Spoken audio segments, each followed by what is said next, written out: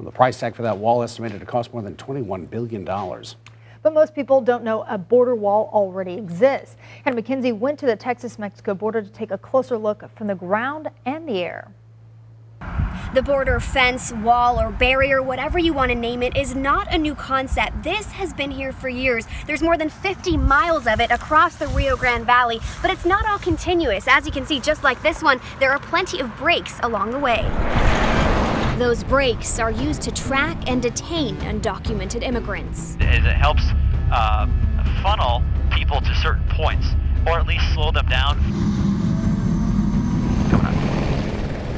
Flying anywhere from 5,000 to 10,000 feet above ground, it's up to air interdiction agents like Matt Noble and the rest of the McAllen branch Air and Marine Operations to patrol the border from above. There's both a physical barrier, and then there's an electronic barrier, and then there's an air barrier. Border traffic Omaha 2 Alpha Mike is a 224 at 4.0, chairs 5.0, wet eastbound. We have the helicopters that are low level, the aero-stat balloons that are low level. We have the aero-stat that has radar on it. We have the UAS platform, that's unmanned aerial systems, and that also provides a general overview. Every time the Rio Grande River twists and turns like it's doing right behind me, that's an area of weakness for agents on the ground. It's a completely different story, however, for agents in the air. Being an eye in the sky, we can see further, farther, longer, however you want to put it. It wasn't long into our flight that we came across a large group of undocumented immigrants making their way down a dirt road. So I got 2, 4, 6, 8, 10, 12, 14, 16. During the 2017 fiscal year, McAllen Branch Air and Marine Operations agents apprehended more than 14,000 undocumented immigrants. They don't understand how hot it gets here in the Rio Grande Valley. And they go through these, they try to migrate through, and then we have to go pick them up because they end up having to call 911 because they're left, the group just abandons them, and they're, a lot of times they end up dying, and that's what we try to prevent.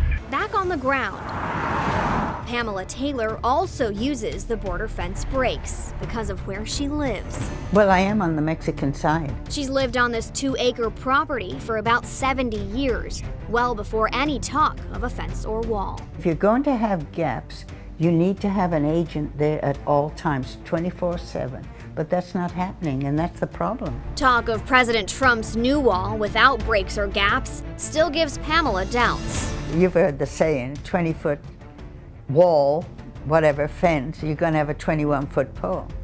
They've even built ramps over the fence to drive cars over. On the other side of the fence, both figuratively and literally, is Pamela's neighbor, Rusty Monsees, who thinks a physical barrier is a great idea. You have a fence around your house. Why can't we have one here on the border? What's the difference? He just doesn't think this 18-foot fence stands up to the job. I have seen kids climb it. I have seen old people climb it. And it does not deter anyone. This thing is a waste of money it was to begin with. In order to build the existing fence back in 2007, Rusty says he was coerced by the government into selling several acres of his property. So that was an agreement that was set up. He says if they come knocking again, looking for more land to build the new wall, he won't back down as easily. Well, I'll fight him in the trenches.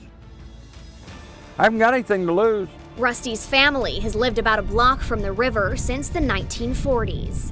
Seeing groups of undocumented immigrants cross illegally into the U.S. on a daily basis, he says he's in support of Trump's border wall idea, as long as it makes sense. It has to be done properly. You've got to have a good design. You've got to be down on the river, or close to the rivers you can get physically.